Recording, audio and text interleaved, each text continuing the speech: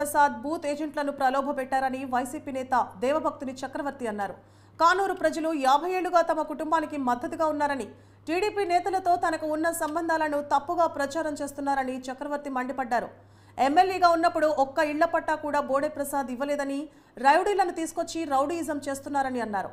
Polling బూత్లో చేసిన అక్రమాలపై చట్టపరంగా ముందుకెళ్తామని చక్రవర్తి చెప్పారు.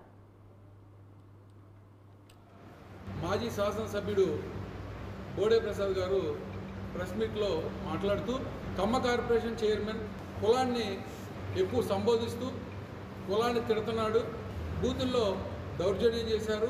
వైసీపీ పార్టీకి చెందినటువంటి కార్యకర్తలు నాయకులు బూతుల్లో దౌర్జన్యం చేసి ఓటర్లను భయభ్రాంతులు చేశామనేటువంటి విషయాన్ని వారు చాలా చక్కగా, వారు చాలా అందంగా లేనటువంటి విషయాన్ని ఉన్నట్లు, ఉన్నటువంటి విషయాన్ని లేనట్లు చాలా చక్కగా కథలల్లి ప్రజానీకాన్ని తెలియజేయడానికి ప్రయత్నం చేశాడు. మీ ద్వారా మేము తెలియజేసుకునేది ఏంటంటే, కానూరు గ్రామంలో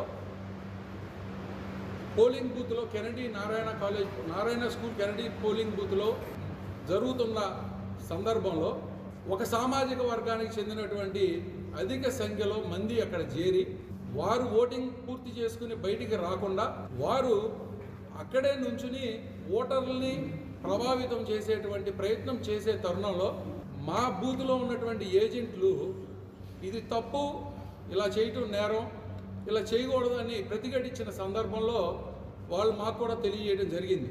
మరి ఇన్ని నీతులు చెప్పినటువంటి బోడే ప్రసాద్ 200 మీటర్ల దాటిన పరిధిలో మాత్రమే ప్రచారం చేసుకోవాలి, బూతుల్లో ప్రచారం చేసుకోకూడదు అనేటువంటి విషయాన్ని ఆయన ఎందుకు మైమరిచాడనేది తెలియజేయాలి. మాజీ శాసనసభ్యుడు